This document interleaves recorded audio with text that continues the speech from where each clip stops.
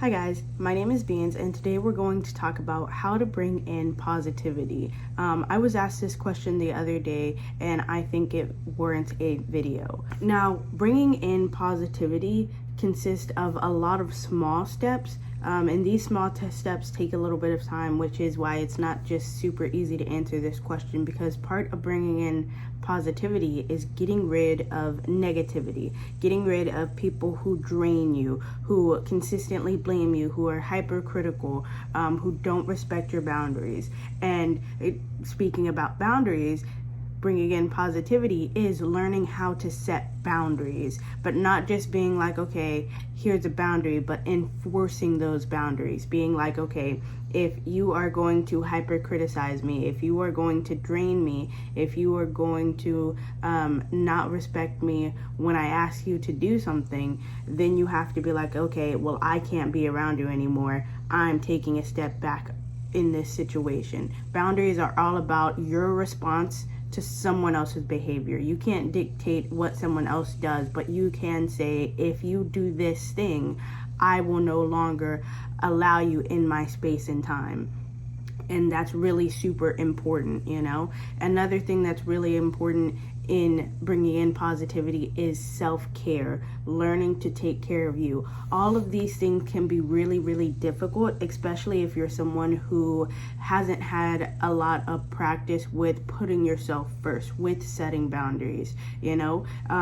Trying to make that change can feel like you're being really selfish, feel like you're being really entitled, and most of that probably stems from always putting someone else first. You know, you learn that you're not super important, your wants, your needs aren't really a priority, and so you tend to prioritize other people.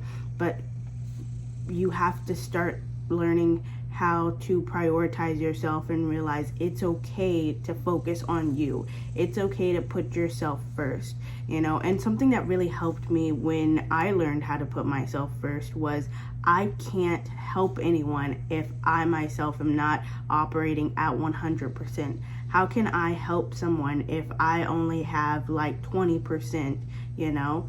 I'm out here depleting myself and not taking care of me, and I'm not even giving people the best version of me because I won't take care of myself. And so realizing that really helped me start to prioritize myself, you know. And prioritizing yourself doesn't mean you're being selfish. It means you're taking care of your needs, you know, because your needs need to be taken care of before you try and take care of anyone else's needs.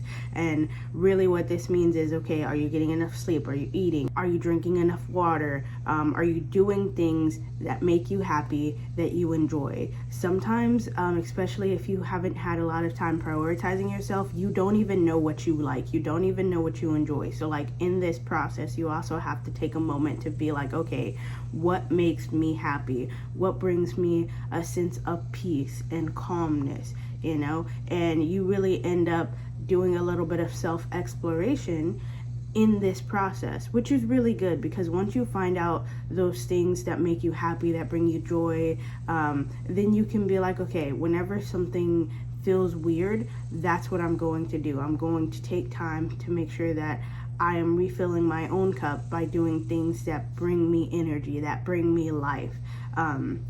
But back to the getting rid of people who just drain you, who aren't for you, who disrespect your boundaries. It can be really hard to let people go. You know, it can be really hard to be okay with being like, okay, and you know what? This is the last straw. You are no longer welcome in my energy, especially if it's people who you've known for a while. Learning how to let people go is so extremely hard. But what's super important is to understand why you have to let these people go. You're doing it for you. You know, you're doing it because the people that you're letting go aren't bringing you any happiness. They're taking away from you. They're leaving you drained. They're not respecting you, you know, and you don't want people in your life who aren't going to respect you, who aren't going to bring you happiness, who aren't going to push you into the direction that you want to go. And so in order for you to do what's best for you, you have to let these people go. And sometimes that can be a hard pill to swallow, especially if you're like, but you know, what we had in the past, what they've done for me in the past, what happened in the past doesn't really matter. What matters the most is what's going on right now. And right now in this moment, they are not good for you. They are not propelling you. They are not helping you. Sometimes fully comprehending that can be difficult. Also, letting people go doesn't mean that you're not entitled to feel sad or mad. Feeling that anger, feeling that sadness, feeling all of those feelings, it's okay to feel those feelings, but also allowing yourself to feel those feelings while still letting them go, 100% important, because you can't keep them in your life. In order to set boundaries, you have to understand what you need. You have to understand what is good for you and what is not good for you. And the biggest part of setting boundaries is just telling people no. Sometimes people saying no is so incredibly hard, especially if you're someone who's not used to telling people no. Like, that's just the start of setting boundaries. So if you're super drained and you're super tired and someone asks you if you can help with something but you don't have the energy for it, recognizing when you do and don't have energy and then saying, no, I can't do that right now, that is setting a boundary. Sometimes setting time boundaries is really good, where it's like, okay, during these times of the day, these are hours that are for me, or during these times of the day, these are times that are for you guys, ask me questions, hang out with people, do whatever. But time boundaries are super important, and realizing and understanding, okay, how am I feeling right now? What do I need in this moment? Can also really help with setting boundaries. There are boundaries in regarding to thoughts and opinions. Sometimes you have to set a boundary and being like, okay, you're not going to dismiss my opinions. You're not going to dismiss my beliefs just because it's not something that you believe. Not in the sense of you have to believe what I believe, but more in the sense of you can't ridicule, make fun of, or think less of me just because of my thoughts and beliefs. And if that's something that you choose to do, then I can no longer have you in my space and energy. Those boundaries are also super important, and sometimes you have to set those boundaries. Be like, okay, and this is a topic that we're not going to talk about because you can't respect me and my beliefs. Sometimes you need to set emotional boundaries. There are some people who tend to overshare, who tend to just put their emotional load on you, and sometimes you don't have the mental, physical space for that, and you have to be like, okay, look, right now I don't have the space for this, and you have to tell them that right now they can't put their emotional load on you because you don't have the space for that, and if they choose to not respect that boundary, that just means that they were using and abusing you anyways, and so you don't need people who are going to use and abuse you anyways in your life. So setting that boundary is incredibly important, because people who tend to just overwhelm you with their emotions drain you so much and leave you in a emotionally dysregulated state, and then coming back from that emotionally dysregulated state takes so much more time and energy, and so stopping that at the source when you've realized I don't have the space for this helps you from having to put even more energy into taking care of yourself. And then sometimes you have to set financial boundaries. There are some people who just consistently ask for money, and sometimes you don't have the money, sometimes you don't have the means for that right now, and telling people no is also incredibly important.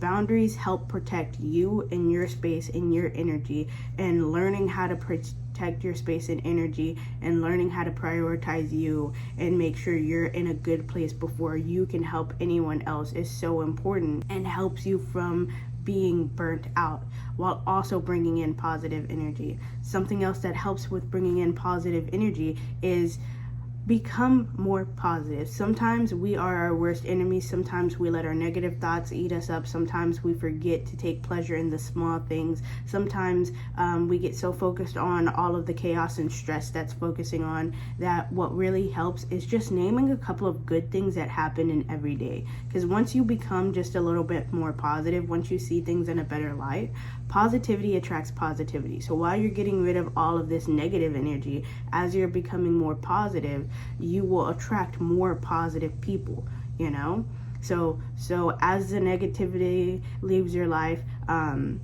you'll have a chance to meet people who are more positive, who align more with what you want, and you can be like, oh, this is a lot better. This relationship is a lot more balanced, it's a lot more equal, and you won't feel as drained as you did in other relationships and connections.